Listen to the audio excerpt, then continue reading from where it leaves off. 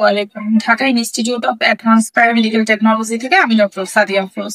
এখন আমরা যে টপিকসটা নিয়ে আলোচনা করবো সেটা হচ্ছে টিস্যু, যেটাকে আমাদের মেডিকেল সায়েন্সে বাংলায় কি বলা হয়? কল। টিস্যু কাকে বলে? যদি বাংলায় বলতে চাই তাহলে বলবো গঠন এবং কাজে মিল আছে এমন কতগুলো কোষকে একত্রিত করলে সেটাকে বলা হয় টিস্যু। কি বললাম?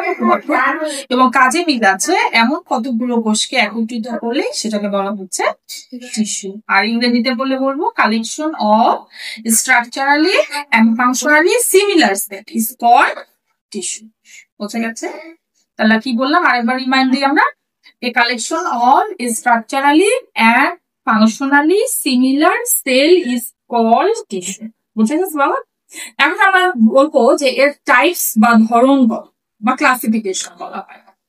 একটা টিস্যুকে আমরা কয় ভাগে ভাগ করতে পারি? প্রধানত 4 ভাগে ভাগ করি। কি কি ভাগ? প্রথম ভাগে বলা হয় এপিথেলিয়াল টিস্যু, 2 নম্বরের নাম হচ্ছে কানেক্টিভ টিস্যু, 3 হচ্ছে মাসকুলার টিস্যু অথবা মাসেল, আর 4 বলা হচ্ছে নার্ভাস টিস্যু অথবা নার্ভ বা স্নায়ু যেটা বলছি।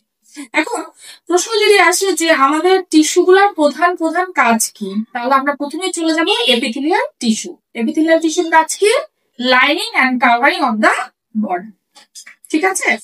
আর 2 নম্বর হচ্ছে কানেক্টিভ টিস্যু ছিল। কানেক্টিভ টিস্যুর কাজ কি? কানেকশন, সাপোর্ট এন্ড প্রোটেকশন, ঠিক আছে।